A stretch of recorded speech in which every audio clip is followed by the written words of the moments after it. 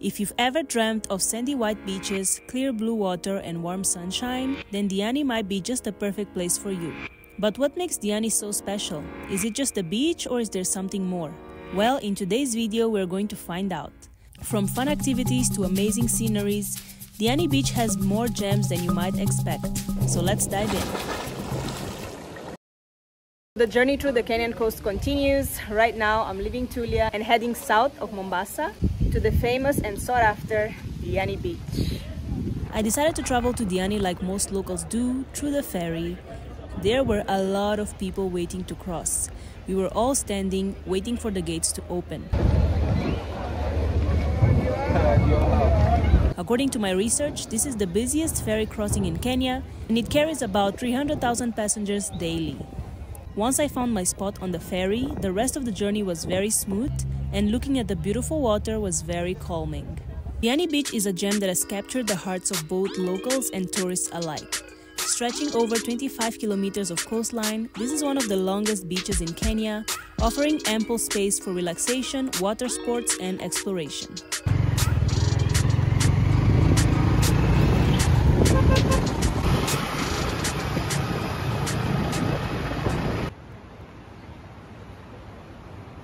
So I'm staying at yet another hostel. This bed is 2,199 shillings per night. Beachfront location, which is priceless.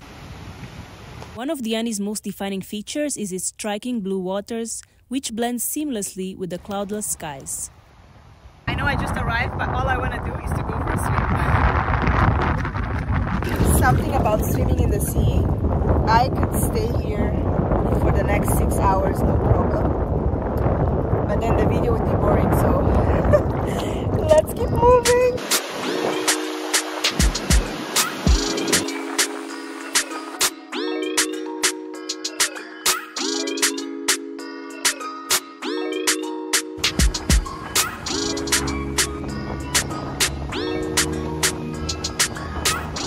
So after the amazing morning in the sea, I just took a shower and I'm ready to go out and explore some hot spots in Diani. Diani Beach Town, located in the Ukunda area, is a small, laid-back hub filled with local markets, arts markets, shops, and restaurants. I was minding my business in my boda boda when I suddenly saw a structure that I can't ignore. No one knows the name, no one knows what it was, what it used to be, but it's beautiful. If any of you knows the name of this ruin, comment below. It looks like it was something beautiful.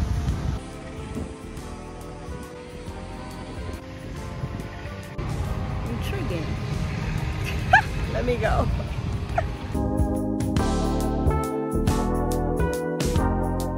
Diani definitely offers a wide range of accommodation for every taste and every budget. For my accommodation, I decided to try Galu Backpackers because even with its affordable pricing for the shared dormitory, the facilities are top-notch.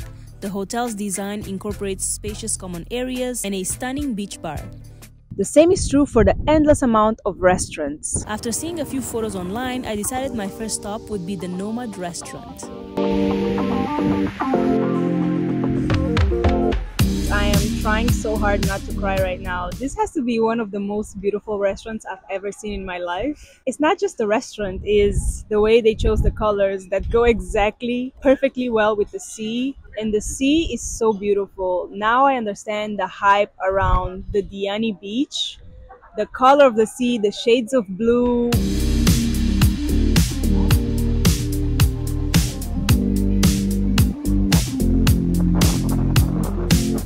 There are also restaurants along Diani Beach Road that offer meals at a much lower price. This one in particular caught my attention. Tribe Earth is a laid-back and welcoming space that has evolved from a jewelry workshop into a vibrant community hub. Adam, who is the jewelry maker and founder, has found success by moving his business from Nairobi to Diani. What has been the positive impact of moving your business to Diani? The market, availability of some resources, and the community. In Nairobi, people are thinking business. Only offices coming back at home. People over here, they are more interested in art. So Art, they yeah. wanna see what is They happening. have more time for art, Yeah, and they can endorse your business. yeah. That doesn't have a meaning. Yeah. I want someone to buy something which has a meaning. To finish this segment, I must mention one of the most iconic restaurants in Diani, Ali Barber's Cave. Located inside a natural cave, this restaurant has been here since 1983. Today, they serve a blend of Swahili dishes and international cuisine. Only dinner is available and reservations must be made in advance.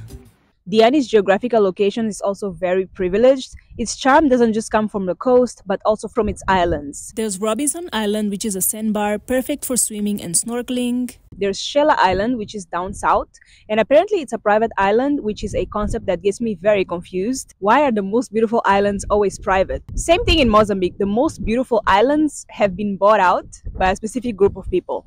There's Funzi Island, which is also a day trip for swimming and snorkeling. And there's Wazini Island, which has a lot of historical significance and dolphins.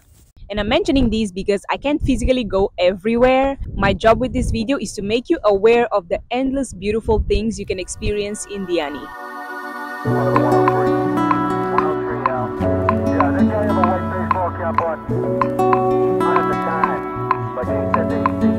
It's sunset hour in Diani, and there's no better way to spend it than at the end of Diani, which is the estuary of the Congo River. This is the beautiful area where the Congo River meets the Indian Ocean. The estuary is a mix of fresh water from the river and salt water from the sea, creating a unique habitat for many species. Its serene environment makes it a lovely place to visit and relax. I was heading to my canoe when I met this interesting character.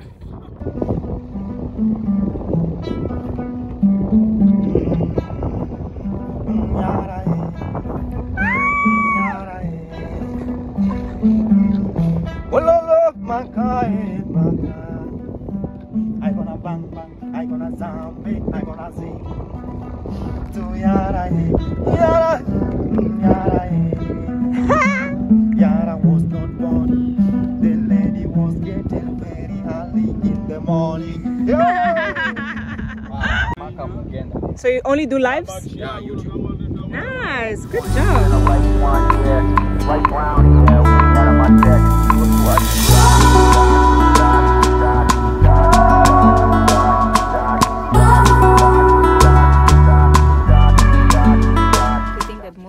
The sunset is here and it's this beautiful.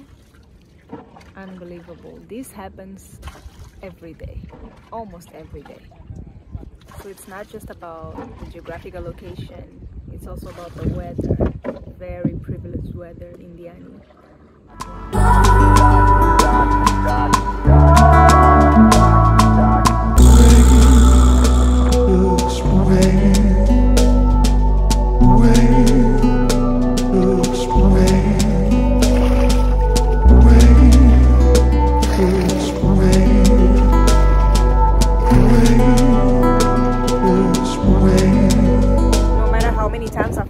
Other people go through the Congo River in the canoe, it still doesn't compare to being actually there and going through the experience. It was so calming, so relaxing. If you have high stress levels, you should definitely take a sail through the Congo River. 10 out of 10. Later that night, I went back to Tribe Earth for dinner and I had the biggest samosa I had ever seen. I'm about to head to a very long journey just to witness one of nature's most beautiful creations here in Diani. Taking a tuk-tuk to switch up from the boda-bodas and because it's so sunny. After the tuk-tuk, I hopped on a matatu and headed to Diani Beach. I missed my stop by a few kilometers, so then I hopped on another tuk-tuk. He wasn't sure about where I was going, but because he wanted the money, he promised me he would figure it out. Then a guy came on a moto and begged to come with us so he could show us a shortcut to get to the place. I reluctantly agreed and we began heading there. The way there was basically an empty sand road and I started panicking because there I was in a very remote area with two men I didn't really know, heading to a place I had never been before. They were talking and I couldn't understand what they were saying. The tuk-tuk was extremely slow and not made for such sandy road. Too many variables. Arrived in the place through which we would gain access to the nature wonder. At the gate, there were just a bunch of men. I told the driver, never mind, I don't want to go anymore. Just take me back to the main road. I'll come back tomorrow with a guide. He understood and he agreed that the place looked dodgy. The other guy was like, but this is the shortcut, we're very close, just 5 minutes walk. And I was like, nah, I'm not interested anymore, let's just go back, it's fine. And we went back. That was so scary. But eventually I made it back. This is a lesson for me. Sometimes it's better to book a tour with proper people that know where the places are and you know what you're gonna expect and you're paying to make sure that you'll be safe and so on. So yeah, that was a good lesson because I always try to do things my own way, you know, alone or with random transportation, and yeah, today could have ended really badly. When we reached that house, I was like, this is when things are gonna go south. So yeah, I'm glad I just gave up on the idea. I'm gonna try it again tomorrow morning with the same clothes. So I may or may not tell you the true story. I thought I would leave the story in just to serve as an illustration for all of you solo travelers out there that sometimes it's really important to do your research, especially on remote locations, and it's also very important to have a guide. The next morning began with a honorable visit of Diani's most skilled food thieves. Vervet monkeys adapt well to urban environments and are very skilled at finding ways to steal food from people. This one and his friends were very hungry. They took their time to find and eat every bit of food in the dorm.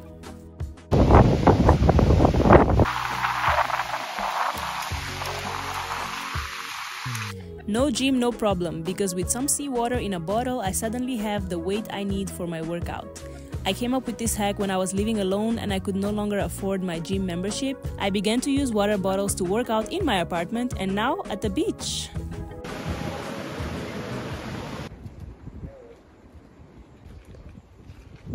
Doing it the right way this time. Just got to Twiga Lodge. This is what I expected yesterday. But obviously when you don't know better, you don't do better. We are here by the beach and it's time to find this nature wonder.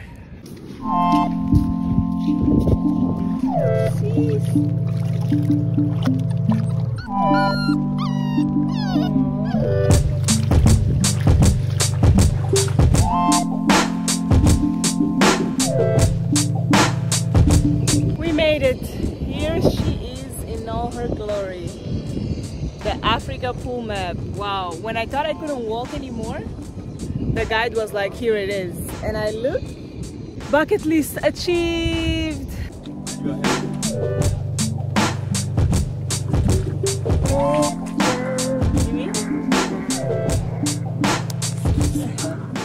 This pool was created over time by the natural forces of tides, waves, and erosion, which carved out the pool in the rocky shoreline. For me, the Africa Map pool is proof that nature has a sense of humor. I'm so glad that this is located in Africa. After the whole trial it took to get here, it's only fair that I jump into the African Map natural pool.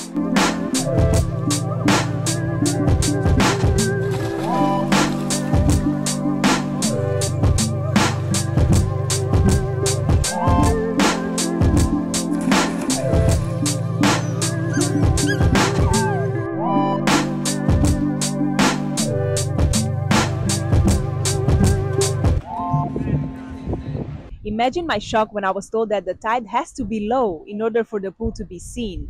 So that experience can only be had in the morning and not at 12, which I was trying to do the day before. 8 a.m. is definitely a perfect time to go, especially in order to avoid crowds.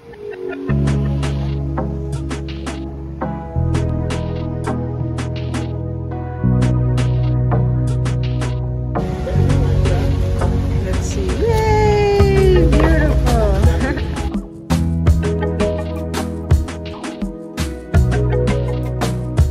Welcome to Amigos Bar and Restaurant. According to those I talked to, this is a Kenyan-owned restaurant. The kite surfing class is also Kenyan-owned, and so is the massage place. The beach here is equally stunning, and it's usually where the camels hang out. I always wanted to have a conversation with a camel, and I was able to do it here. The camel was staring into my soul, very confused about why I was so close to its face. It was a bit scary, but it's fine. Camels are so cute.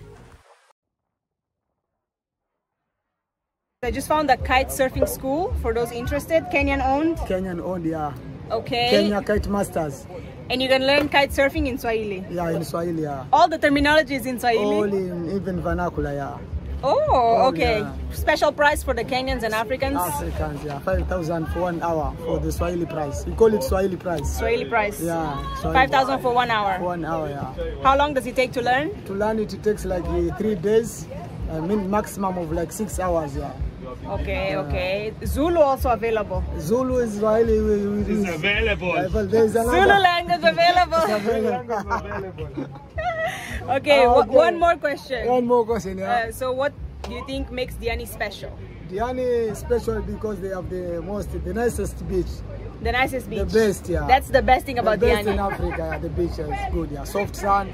Soft sand that gets everywhere. That gets everywhere. So easy transport. Yeah, that's very good. Yeah. Tuk-tuk and moto. Tuk-tuk, moto, yeah. You don't need to worry about the transport in Diani. Would you ever want to move from Diani? Ah, no, not now. You want to stay in Diani? I stay now in Diani, yeah. For the rest, yeah. After the days I've spent here, I feel like the only non-negotiable expense for Diani would be transportation. To go from point A to point B, you always need either a moto or a tuk-tuk because of the sun. Diani Road is where most spots are located in, but it's really hard to walk in between spots because of the sun and the heat. I saw some people cycling with their own bicycles, which I think is very smart because the road is quite flat. And for a long-term trip, cycling everywhere can cut the transportation costs by a lot. Okay, one last question. What makes Diani so special? The beach. The beach. Yeah. That's the pride and joy of Diani. It's the beach. The beach is more enjoyable. Now back to the title of this video. What makes Diani so special? Well, I completely agree with the locals. It's the beach, with its endless shades of blue and white waves. The sunny, cloudless sky, the beautiful and welcoming people, the natural wonders, the joy and peace that comes with enjoying all of it at the same time.